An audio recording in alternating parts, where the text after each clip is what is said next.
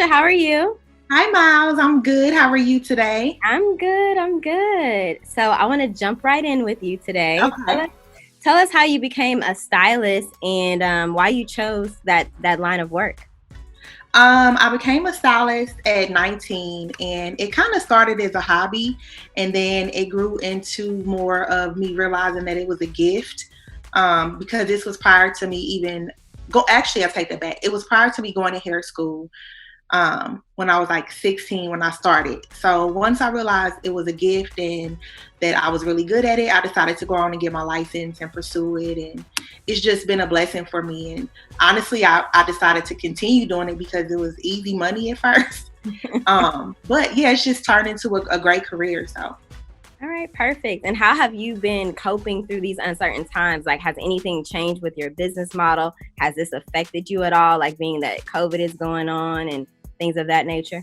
Yeah, it's definitely affected. I've had to, I'm pretty easygoing, pretty chill. So I've had to, apply some rules, which is a little much because you want to make sure everybody's following them, which means a lot more texting and making sure people wash their hands and wear their mask and just basically making sure people are following the protocol that I have set in place.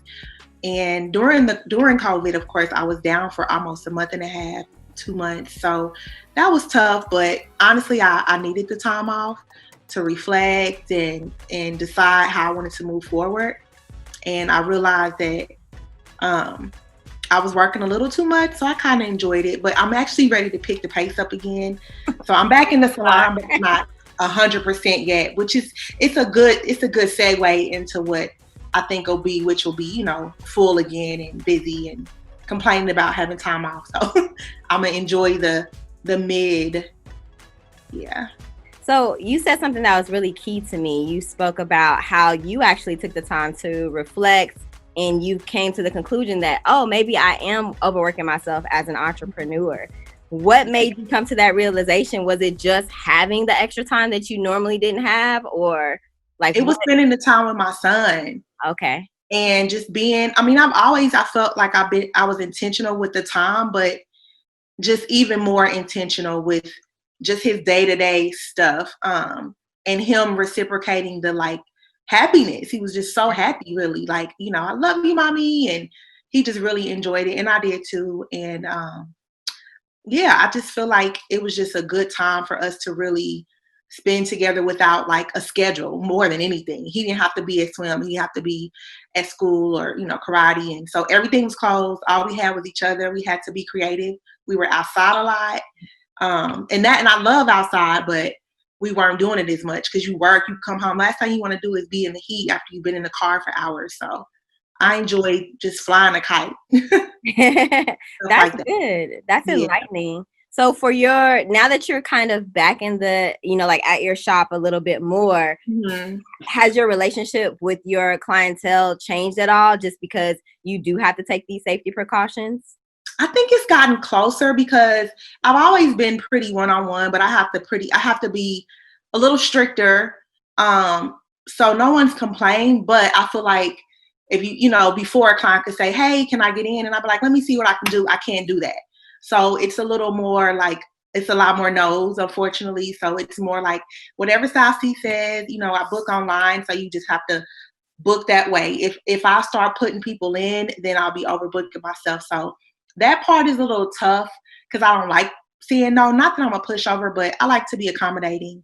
And the clients who are asking that, are good clients. And so it's a little tough for me not to be able to just do everybody. But other than that, the clients who, are coming, I feel like people are very appreciative of how I'm running things and how it's one-on-one. Every client has literally said, you've always been clean. I wasn't worried. So I've been OCD. Only thing that really changed for me was a little stricter with my booking, and my cleanliness has always been the same. So that hasn't really changed. Yeah, just making sure and wearing a mask. I had to get used to that because it gets really hot. But yeah. Are there any conversations that, just period, as a salon owner, that are off limits in your salon? Well, look, there are conversations that are off limits. They don't ever really happen. It's only happened maybe one time.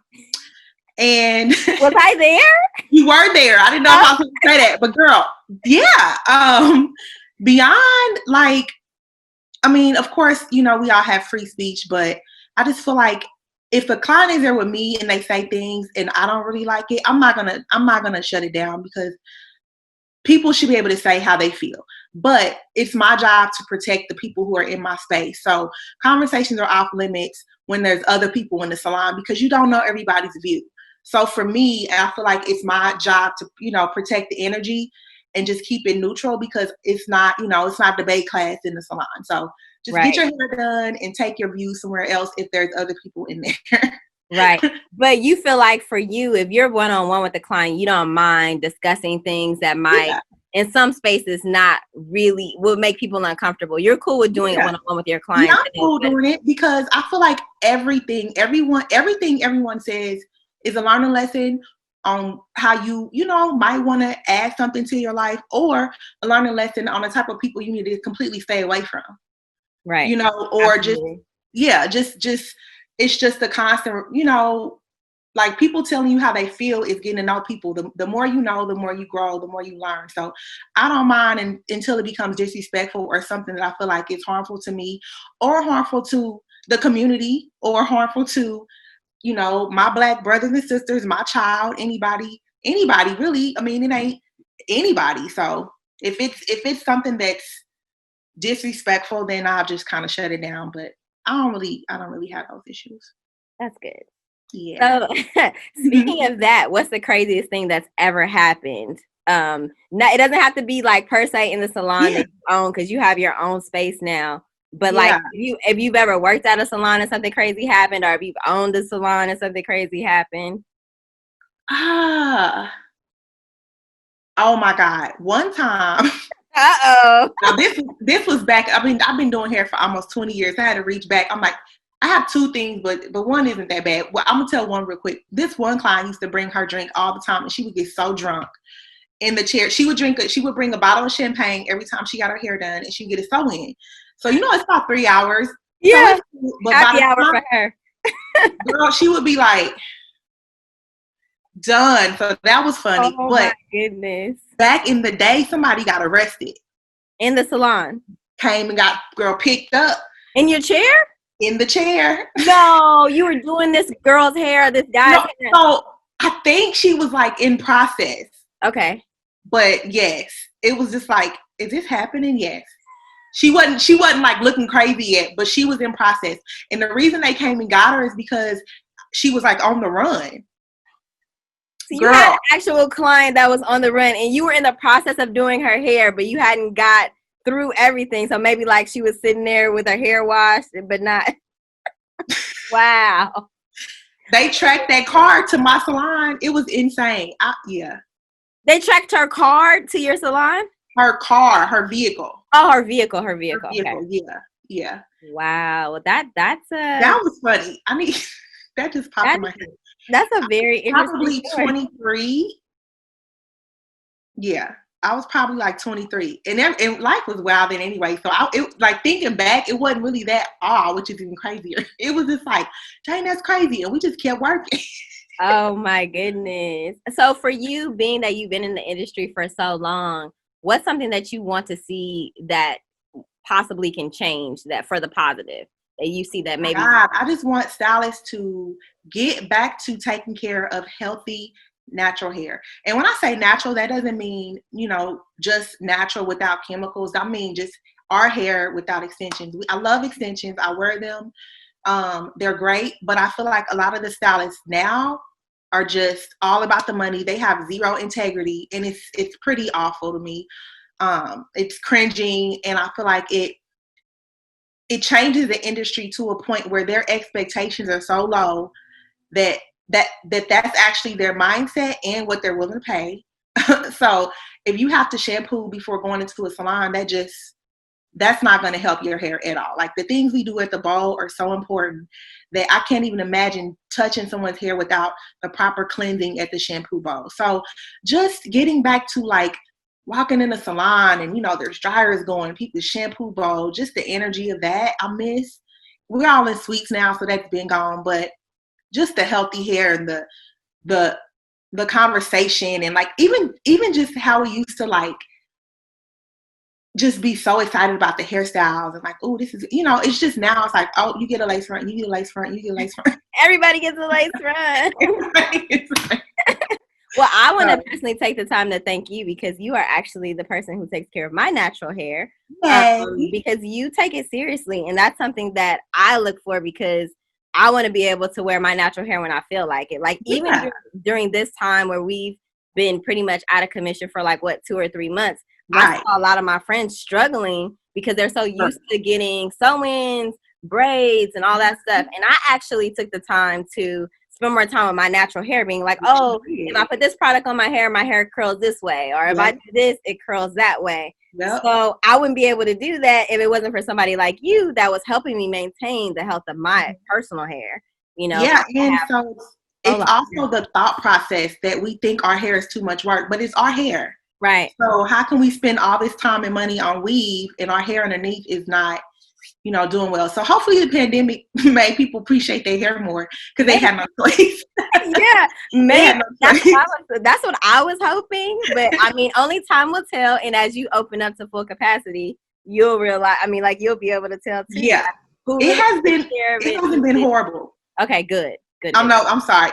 I didn't know if that was a good segue, but it hasn't been horrible. I thought that everybody was gonna come back like a mess, but most people had just been shampooing and just letting it be free, which is good. They haven't been doing much. So okay, that's really good. Speaking of that though, so what is maybe like hair tips, DIY, like do it yourself styles, or just absolute no-nos that people should not be doing when they can't get to their stylist? Because we just went through that for the last couple of months. So any of those you can answer, like do it yourselves or no-nos that you shouldn't do if you can't see your stylist, whatever. Well, one no-no is to not wash your hair for a month and a half. I did have that. You did have that. She's like, well, I was just scared. I'm like, I can't even imagine not shampooing my hair for like 6-7 weeks. She was scared to break it off, which I'm like, okay, but your scalp. So a no-no is to just not do anything. The best thing to do in that case would be put your hair in plaits, individual twists, and then just wash it in the twist.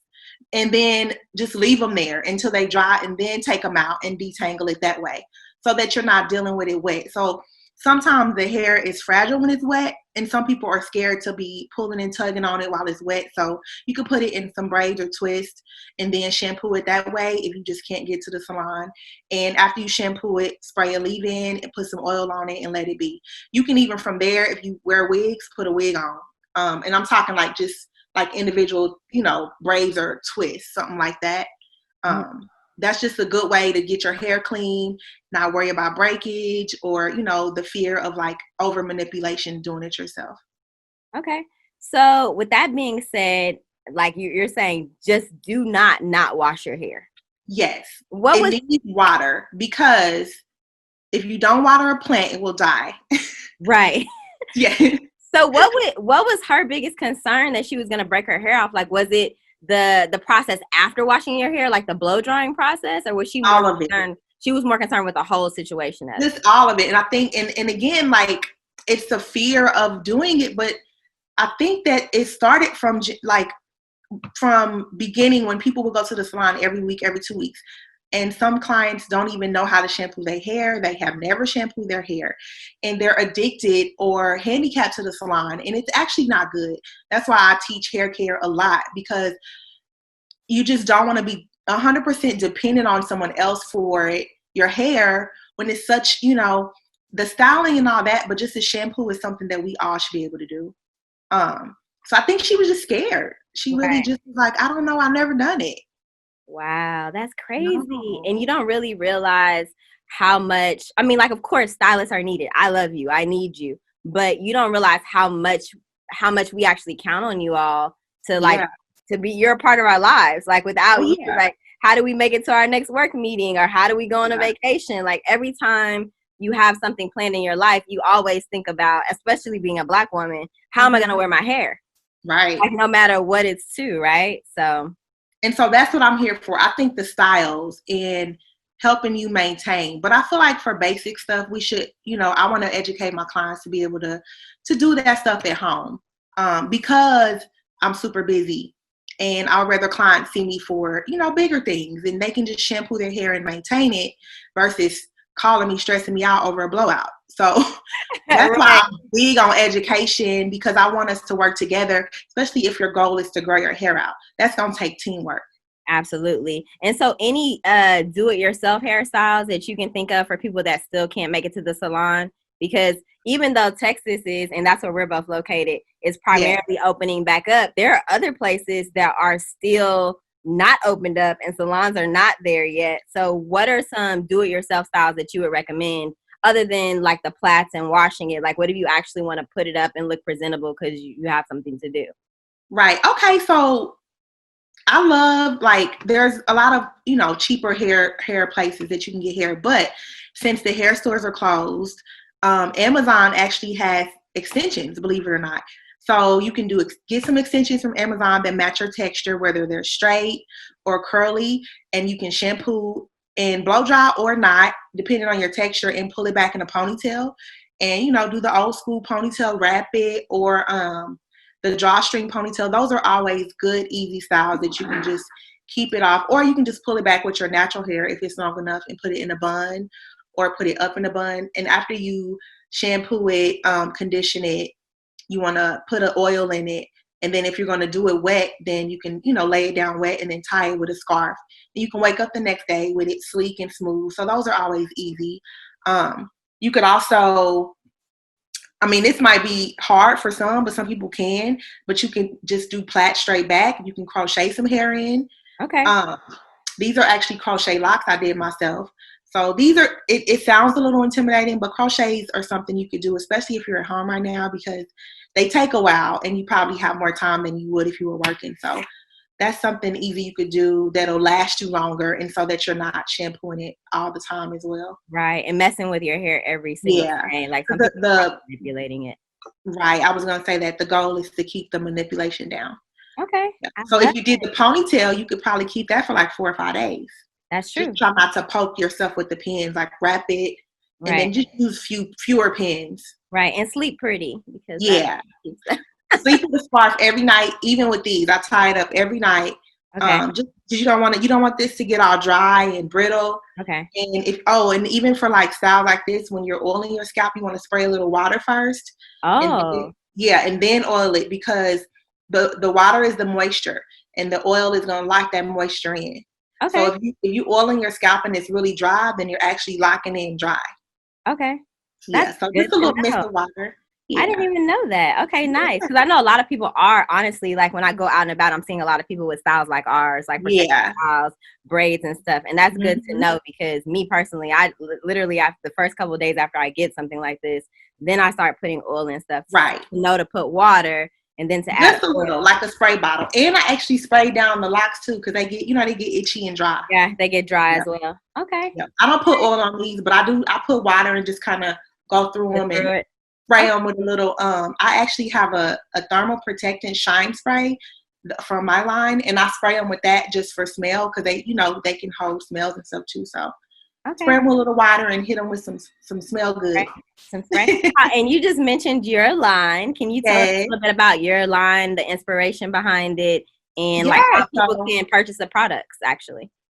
So it's called Fiber Hair Solutions. It can be purchased on fibersalon.com.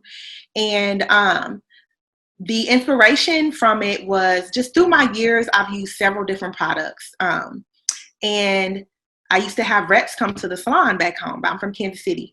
And when I first moved to Austin, I just felt I wasn't plugged in. I'm like, where are the reps? I couldn't find any beauty supplies. So it was kind of out of necessity, because I was running here just to get products for my clients.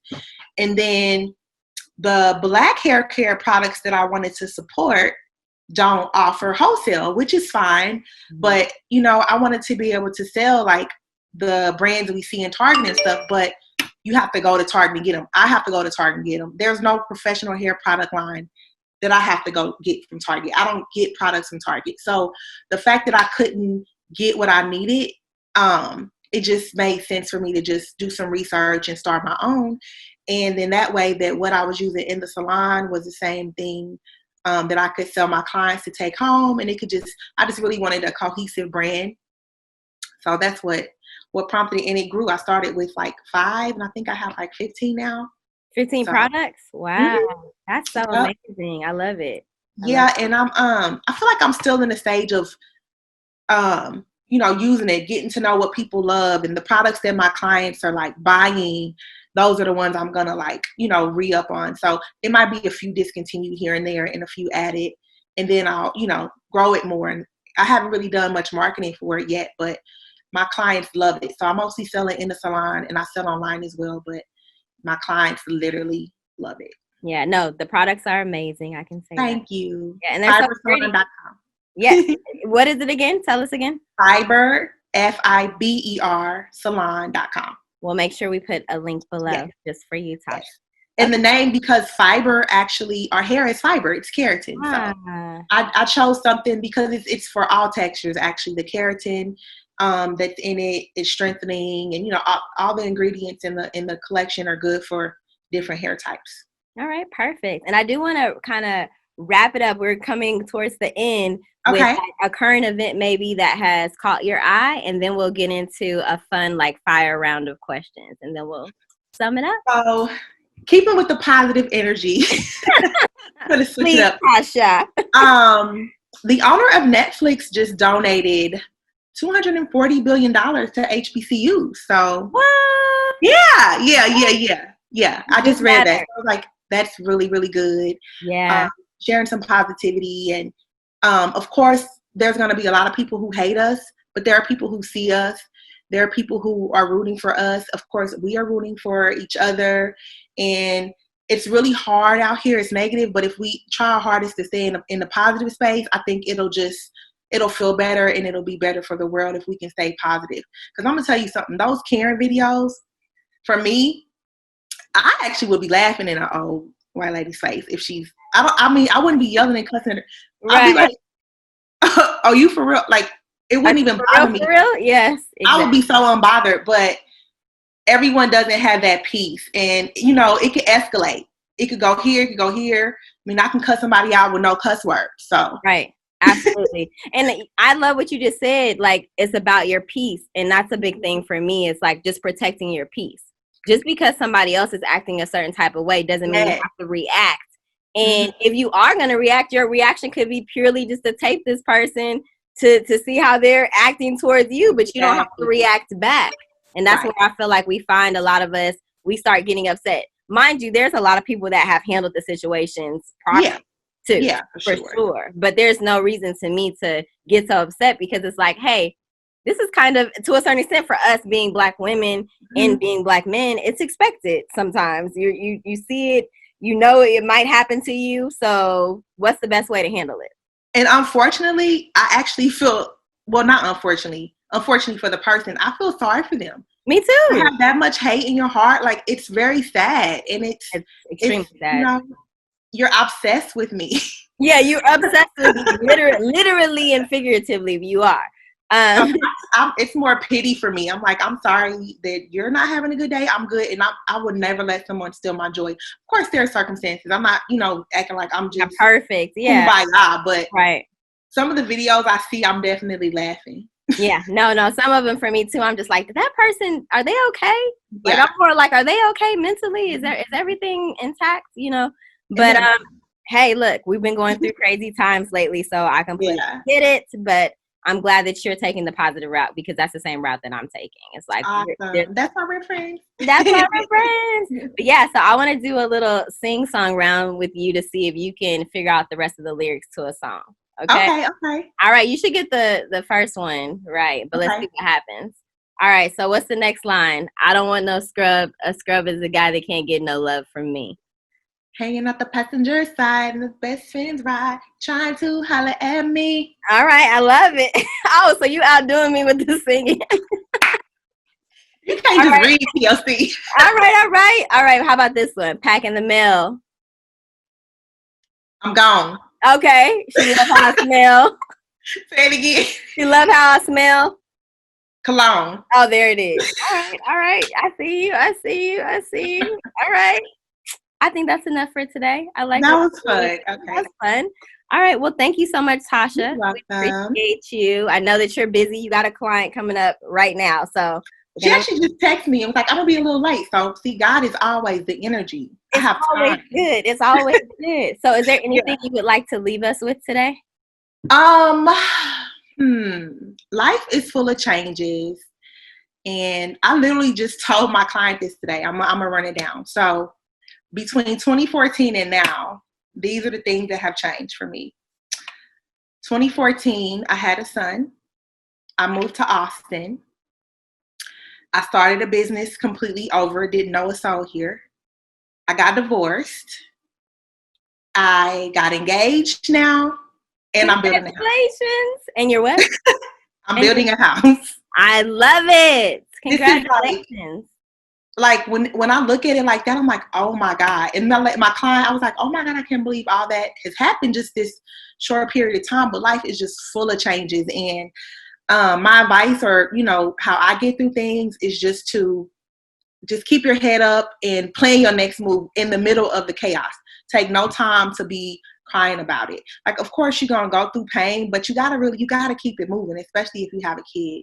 You gotta pick yourself up. And then as you're moving, then sometimes you have those times. Like sometimes I cry it out and then I'm like, okay, I'm better, but just gotta keep moving. Can't dwell on it. Well, thank you, Tasha, for your positivity and your positive vibes. We all need more of those. So You're welcome. You. Thank you. This was fun. All right. Have a good day. You too. Bye.